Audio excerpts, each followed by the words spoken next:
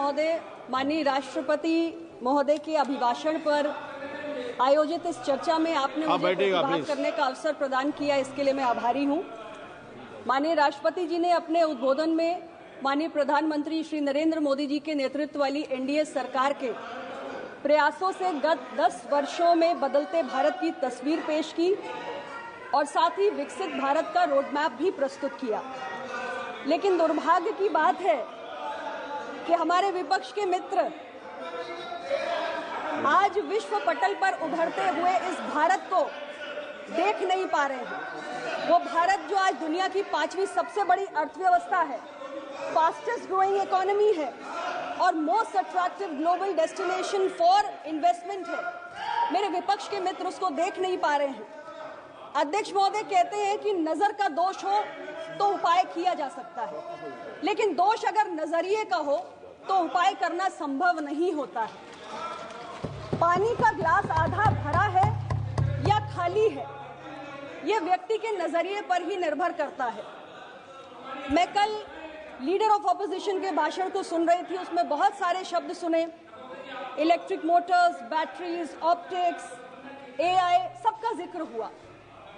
अध्यक्ष महोदय, मुझे बहुत ही आश्चर्य होता है कि क्या मेरे विपक्ष के साथी ये नहीं जानते हैं कि भारत सरकार ने पीएलआई स्कीम के जरिए एडवांस ऑटोमेटिक प्रोडक्ट्स को बढ़ावा देने का काम किया है। फेम यानी faster adoption and manufacturing of electric vehicles के जरिए इलेक्ट्रिक व्हीकल्स के लोकल मैन्युफैक्चरिंग और अडॉप्शन को भी बढ़ावा देने का काम भारत की सरकार कर रही है। National programme on ACC battery storage के तहत प्राइवेट प्लेयर्स को डोमेस्टिक मैन्युफैक्चरिंग को बढ़ावा देने के लिए इंसेंटिव्स दिए जा रहे हैं। पिछले वर्ष मार्च में केंद्र सरकार ने आर्टिफिशियल इंटेलिजेंस के लिए $1.25 बिलियन के इन्वेस्टमेंट की घोषणा की और अभी जो बजट 2 दिन पहले प्रस्तुत हुआ उसमें माननीय वित्त मंत्री जी ने नए artificial intelligence centre of excellence in education के लिए 500 करोड़ रुपए का प्रावधान किया। क्लीन एनर्जी के क्षेत्र में भी हमारी सरकार ने बहुत सारी योजनाएं चलाई, नेशनल सोलर मिशन, पीएम कुसुम, नेशनल स्मार्ट ग्रिड मिशन, यहां तक कि इंटरनेशनल सोलर मिशन का नेतृत्व भी भारत के प्रधानमंत्री श्री नरेंद्र मोदी जी कर रहे हैं। सभापति जी, बजट भाषण में वित्त मंत्री जी ने 20,000 करोड़ रुपए के न्यूक्लियर एनर्जी मिशन का प्रस्ताव किया और यहां तक कि सेमीकंडक्टर्स, जिसकी चिंता किसी भी पूर्ववर्ती सरकार ने नहीं की, उस क्षेत्र में भी हमने आगे बढ़ के काम किया है। लेकिन ताज्जुब की बात यह है कि भारत की तरक्की की ओर बढ़ते हुए इन कदमों को मेरे विपक्ष के मित्र देखना ही नहीं चाहते। लेकिन देश की जनता 140 करोड़ भारतीय इस उभरते हुए भारत को देख रहे हैं। अध्यक्ष महोदय, मैंने कल समानता का भी बहुत जिक्र सुना। कल एलओपी ने जिक्र किया किस तरह हलवा सेरेमनी की फोटो गायब हो गई, हलवा सेरेमनी की फोटो में एससी, एसटी, ओबीसी नजर नहीं आते हैं। बड़ी जायज चिंता है, लेकिन इसमें 2 सवाल पैदा होते हैं, कब और क्यों। हलवा सेरेमनी के फोटो में एससी, एसटी, ओबीसी कब से गायब है? क्या 2014 में मोदी जी की सरकार आने के बाद से गायब है या आजादी के पहले से लगातार एससी, एसटी, ओबीसी इस फोटो से गायब है? और क्यों गायब है, ये उससे भी बड़ा सवाल है। सभापति जी, इस फोटो फ्रेम में आने के लिए एक जरूरी शर्त है और वो शर्त है कि एससी, एसटी, ओबीसी आईएएस अफसर हो और इन वंचित वर्गों के आईएएस बनने का जो रास्ता था उसमें सबसे बड़ा रोड़ा अगर कोई बना है तो वो कांग्रेस पार्टी बनी है, जिसने मंडल कमीशन की सिफारिशों को लागू नहीं होने दिया। सभापति जी, आज देश की माननीय राष्ट्रपति जी आदिवासी समुदाय से हैं, देश के माननीय प्रधानमंत्री पिछड़ी जाति से हैं, सीएजी के मुखिया आदिवासी समुदाय से हैं। क्या लोकतंत्र के इन सर्वोच्च पदों पर मोदी जी की सरकार आने से पहले जो तमाम सरकारें रही और 5 दशक तक तो यूपी और कांग्रेस की सरकार रही, क्या इन सर्वोच्च पदों पर वंचित वर्गों के लोग कभी आसीन हो पाए? और अगर नहीं हो पाए तो इसका जिम्मेदार कौन है? क्या यूपीए की सरकार ने मुख्यमंत्री या केंद्रीय मंत्री बनाने में पिछड़े, दलित, आदिवासी को कभी तवज्जो दी? आज ये जरूरी है कि 1952 से लेकर आज तक का सारा डेटा देश के सामने आए कि पिछड़े और वंचितों को भागीदारी सर्वोच्च पदों पर कब मिली और कितनी मिली। अध्यक्ष जी, बहुत दुख की बात है कि 75 वर्ष हो गए देश को आजाद हुए, लेकिन 75 वर्षों के बाद हम चर्चा क्या कर रहे हैं? सवाल कौन सा उठ रहा है कि इस देश की बहुसंख्यक आबादी जो पिछड़ा है, दलित है, आदिवासी है, आज भी उसको भागीदारी नहीं मिल पाई, आज भी उसको प्रतिनिधित्व नहीं मिल पाया। इससे बड़ा दुर्भाग्य दुनिया के सबसे बड़े लोकतंत्र के लिए और भारत जैसे देश के लिए क्या हो सकता है कि बहुसंख्यक आबादी आज भी अपने अधिकारों से वंचित है। उद्योग क्षेत्र में वंचित वर्गों का उपस्थिति नहीं है, किसी बड़े उद्योग घराने का स्वामित्व वंचित वर्गों के पास नहीं है, किसी बड़े मीडिया घराने का स्वामित्व आज हमारे किसी दलित ओबीसी के पास नहीं है। सवाल अहम है, लेकिन कारण जानना जरूरी है। सभापति जी, हमें यह समझने की जरूरत है कि आजादी के बाद लगातार कई वर्षों तक हमारा दलित, पिछड़ा, आदिवासी अपनी बुनियादी जरूरतों को पूरा करने की जद्दोजहद में ही लगा रहा, रोटी कपड़ा मकान की चिंता से ही मुक्त नहीं हुआ। और जब वो इन बुनियादी जद्दोजहद में उलझा हुआ है तो वो क्या किसी उद्योग की स्थापना करेगा या किसी मीडिया घराने का मालिक बनेगा? क्या हम सब नहीं जानते कि किसी बड़े उद्योग घराने को लगाने के लिए, किसी बड़े मीडिया घराने के लिए जिस विशाल अर्थतंत्र की आवश्यकता है वो इस देश के दलित, पिछड़े, आदिवासी के पास नहीं है। और ये आबादी जो अपनी बुनियादी जरूरतों से जूझती रही है, अगर उसकी बुनियादी जरूरतों की चिंता किसी ने की है तो हमारी सरकार ने की है। और मोदी जी की सरकार की वो तमाम गरीब हितैषी योजनाएं जिनके आंकड़े आज मेरे विपक्ष के मित्रों को बड़े उबाऊ लगते हैं, वो आंकड़े आज जमीन पर क्रांतिकारी परिवर्तन ला रहे हैं, क्योंकि लोगों के जीवन में बदलाव हो रहा है, उन्हें बुनियादी जरूरतों के इस जंजाल से मुक्ति मिल रही है। जब इन चिंताओं से वो मुक्त होगा तभी वो तरक्की करेगा, और उसकी तरक्की के बहुत सारे रास्ते हमने खोले हैं।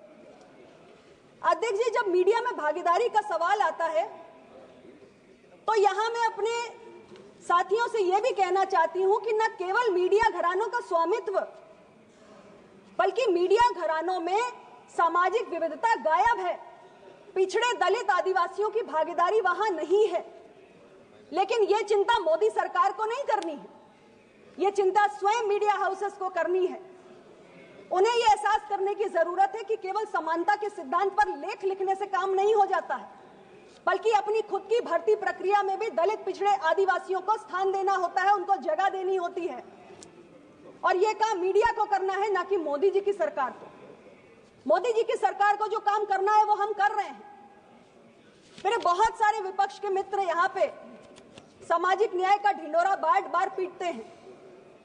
मैं उनसे ही पूछना चाहती हूं कि जब उनकी सरकारें थी, राज्य में थी, केंद्र में थी, तो जिस जातीय जनगणना की वो बार बार बात करते हैं, उन्होंने वो जातीय जनगणना कराने का क्या एक भी कदम उठाया?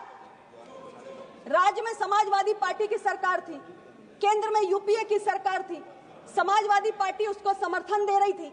आज वो कह रहे हैं कि हम कांग्रेस से एक कदम आगे बढ़कर जातीय जनगणना कराने के लिए तैयार हैं। लेकिन जब उनके हाथ में ये ताकत थी, जब हमारे कांग्रेस के साथियों के हाथ में ये ताकत थी, तब आपने कास्ट सेंसस के बारे में क्यों नहीं सोचा? और ये सच है, हम सब इसी समाज में रहते हैं कि इस देश में पिछड़ों, दलितों और आदिवासियों की बहुसंख्यक आबादी है, और उनकी सही गिनती होगी तो शायद उनके हित के लिए बड़े काम और भी हो सकेंगे। लेकिन हमें अपने दिल पे हाथ रख के जरूर पूछना चाहिए कि जब हमारे हाथों में कुछ ऐसा करने की ताकत थी तब हमने क्या किया? मोदी जी की सरकार के तो अनेक काम गिनाए जा सकते हैं जो सामाजिक न्याय को सुनिश्चित करने वाले काम थे। चाहे केंद्रीय विद्यालय, नवोदय विद्यालय, सैनिक स्कूलों में हमारे पिछड़े, वंचित समाज के बच्चों को एडमिशन में आरक्षण देने का विषय हो, या हमारे राष्ट्रीय पिछड़ा वर्ग आयोग को संवैधानिक दर्जा देने की बात हो, ऐसे एक एक तमाम। मैं ऐसे तमाम काम हैं जो हमारी सरकार ने किए हैं। लेकिन विपक्ष के मित्रों से मैं पूछना चाहती हूं कि अगर आपने सामाजिक न्याय की दिशा में कोई भी महत्वपूर्ण कदम उठाया हो तो आप अपनी बातों में उसका उल्लेख जरूर करें। सभापति महोदय, मेरे विपक्ष के एक साथी ने अभी थोड़ी देर पहले उठकर नौकरियों का प्रश्न उठाया। मैं कहना चाहती हूं कि जब हम बैकलॉग के आंकड़े देखते हैं तो ये बैकलॉग के आंकड़े हमें पिछले कई वर्षों से लगातार देखने चाहिए। ये बैकलॉग इतना कैसे बढ़ गया? 5 दशक तक इस देश में यूपीए की सरकार थी। आपने जो हमारे पिछड़े, दलित, आदिवासी समाज के नौकरियों के बैकलॉग हैं, उसको पूरा करने के लिए, उसको भरने के लिए कोई प्रभावी कदम क्यों नहीं उठाया? लेकिन हमारी सरकार ने इस बैकलॉग को खत्म करने के लिए मिशन रिक्रूटमेंट चलाया।